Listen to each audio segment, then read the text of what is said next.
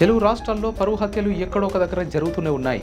ప్రేమ పేరుతో ఒక్కటైతే కులం వేరనో మతం వేరనో తల్లిదండ్రులు వాళ్ళని చూసి ఓర్వలేకపోతున్నారు. కన్న పిల్లలను కూడా చూడట్లేదు.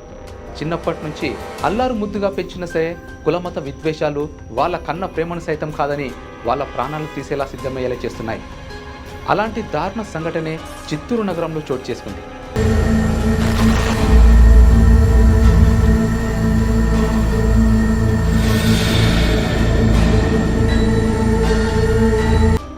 మతాంతర వివాహం చేసుకున్న ఓ యువతి పుట్టింట్లో అనుమానాస్పద స్థితిలో మృతి చెందింది. ఆ భర్త తన భార్యను పుట్టింటి వారికి అప్పగించి తిరిగి వచ్చిన మరుసటి రోజే చనిపోయింది. ఇది పరువు హత్యగా పోలీసులు అనుమానిస్తున్నారు.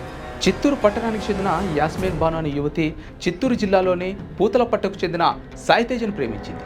ఆ విషయం తెలుసుకున్న ఇరు కుటుంబాలు వారి వివాహానికి ఒప్పుకోలేదు. దీంతో గత ఫిబ్రవరిలో ఇద్దరు ఇంట్లో నుంచి వెళ్ళిపోయి నెల్లూరులో ప్రేమ వివాహం చేసుకుని అక్కడే నివాసం ఉంటున్నారు.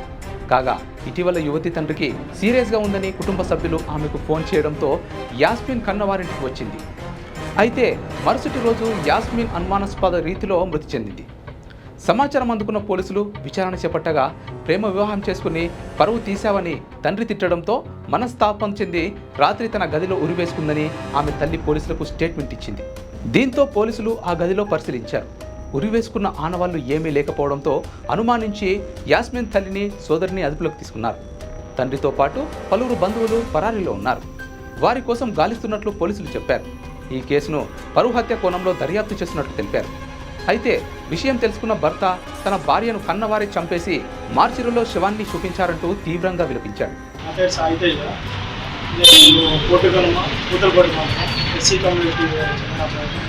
అమ్మాయి పేరు వచ్చి షేక్ యాస్మిన్ బాను. తను ముస్లిం కమ్యూనిటీ. నేను బీటెక్ కంప్లీట్ చేసాను, తను ఎంబీఏ కంప్లీట్ చేసింది. మేము ఇద్దరు 4 years నుంచి ఇష్టపడ్డాము. ఇష్టం కాస్త పెళ్లి వరకు పోయి ఇంట్లో వాళ్ళు పెద్దలు ఒప్పుకోక నెల్లూరుకి వెళ్ళి ఫిబ్రవరి 9th ఇద్దరు పెళ్లి చేసుకున్నాము. తర్వాత 3 రోజుల తర్వాత తిరుపతి డిఎస్పీ సార్ దగ్గరికి వచ్చి సరెండర్ అయ్యాము. సార్ దగ్గరికి వచ్చి అన్నీ మాట్లాడుకొని నీకు మాకు సంబంధం అని చెప్పేసి వాళ్ళ నాన్న చెప్పేసి వెళ్ళిపోయారు. దాన్ని 2వ రోజే మళ్ళీ వాళ్ళ అమ్మ, వాళ్ళ అక్క, వాళ్ళ అన్న వాళ్ళందరూ ఇంటికి వచ్చి అయ్యింది ఏదో అయిపోయిందని చెప్పేసి మళ్ళీ ఇంటికి వచ్చి మాట్లాడారు. రోజు ఫోన్లో మాట్లాడుతూ మాట్లాడి మీ నాన్నకి ఆరోగ్యం వచ్చి చూసుకోవాలి అని చెప్పేసి రోజు మాట్లాడారు.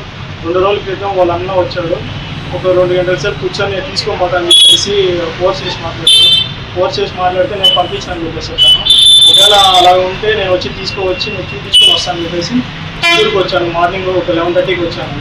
11:30కి వచ్చి బీసీఆర్ సర్కిల్ దగ్గర ఆ అమ్మాయిని వాళ్ళ అన్న కారులో పంపించి నేను వెళ్ళాను. ఒక అరగంట తర్వాత వాళ్ళ అన్న ఫోను, వాళ్ళ నాన్న ఫోను అందరూ స్విచ్ ఆఫ్ వచ్చింది. రాగానే వాళ్ళ ఇంటికి వెళ్ళాను. వాళ్ళ ఇంటికి వెళ్ళేసి అడగగానే వాళ్ళ అక్క వచ్చి గవర్నమెంట్ హాస్పిటల్లో ఉంది, వెళ్ళి చూసుకోకపోని చెప్పి చెప్పారు. మేము అప్పటికప్పుడు గవర్నమెంట్ హాస్పిటల్కి వెళ్ళంగానే అక్కడ ఎవరు లేరు. ఎవరో మార్నింగ్ హ్యాంగింగ్ కేసు వచ్చి వెళ్ళిపోయారని చెప్పి చెప్పారు. తర్వాత మళ్ళీ వాళ్ళ ఇంట్లో వాళ్ళకి కాల్ చేసి వాళ్ళు సరిగ్గా రెస్పాండ్ అవ్వలేదు. మళ్ళీ ఏదో చులకనగా మాట్లాడారు. వెళ్ళి మార్చిలో పడింది, వెళ్ళి చూసుకొని చేసుకున్నారు. మళ్ళీ ఆ తర్వాత మార్చి దగ్గరికి వెళ్ళేసరికి ఆ అమ్మాయి ఫోటో చూపించేసరికి ఆ అమ్మాయి మార్నింగ్ చనిపోయింది, మార్చిలో ఉండాలని చెప్పి చెప్పారు. దాని తర్వాత ఇంకో మాది డిఎస్పీ సార్ దగ్గర మాట్లాడాను కాబట్టి డిఎస్పీ సార్ దగ్గరికి వెళ్ళగానే చిత్తూరు సిఐ గారు, ఎస్ఐ గారు వీళ్ళంతా ఫోన్ చేసి మాట్లాడారు. నాకు వచ్చి మాట్లాడండి ఏమైనా చెప్పారు. చిత్తూరు స్థానిక బాలాజీనగర్ చెందిన యాస్మిన్ బాను ఎంబీఏ పూర్తి చేసింది. బీటెక్ చదివిన సాయితేజ్తో కాలేజీ రోజుల్లోనే ఏర్పడిన పరిచయం ప్రేమకు దారితీసింది. ఈ క్రమంలో వారిద్దరూ వివాహానికి సిద్ధమయ్యారు. అయితే సాయితేజ ఎస్సీ వర్గానికి చెందిన వారు కావడంతో ముస్లిమైన యాస్మిన్ తల్లిదండ్రులు షౌకత్ అలీ, ముంతాజ్ అంగీకరించలేదు. దీంతో వారు ఈ ఏడాది ఫిబ్రవరి 9న నెల్లూరులో వివాహం చేసుకున్నారు. అయితే తమ తల్లిదండ్రుల నుంచి ప్రాణహాని ఉందని, తమకు రక్షణ కల్పించాలని అదే నెల 13న తిరుపతి డిఎస్పీని కలిసి కోరారు. దీంతో పోలీసులు ఇరు కుటుంబాలను పిలిపించి కౌన్సిలింగ్ ఇప్పించి పంపించారు. కొద్ది రోజుల తర్వాత యాస్మిన్ కుటుంబ సభ్యులు ఫోన్లో కుమార్తెతో మాట్లాడడం మొదలుపెట్టారు. తండ్రి షౌకత్ అలీకి ఆరోగ్యం బాగోలేదని, ఒకసారి వచ్చి చూసి వెళ్లాలని యాస్మిన్ను పదే కోరడంతో ఆదివారం ఉదయం సాయితేజ తన భార్యను తీసుకువచ్చి యాస్మిన్ కన్నవారింట్లో దించి వెళ్ళిపోయాడు. ఆ తర్వాత కాసేపటికే సాయితేజ తన భార్యకు ఫోన్ చేస్తే కలవలేదు.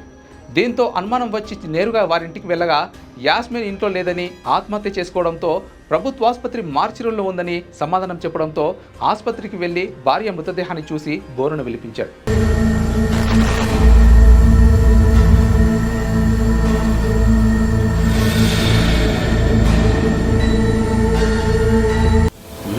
తెలుగు మరియు ఇంగ్లీష్ అప్డేట్స్ కోసం ఇప్పుడే క్యూ న్యూస్ అఫీషియల్ యాప్ ని ప్లే స్టోర్ నుండి డౌన్లోడ్ చేసుకోండి. సరికొత్త సమాచారాల కోసం క్యూ న్యూస్ వెబ్సైట్ ని ఫాలో అవ్వండి. ఛానల్లో ప్రాంతీయ, జాతీయ, అంతర్జాతీయ వార్తలు వీక్షించండి.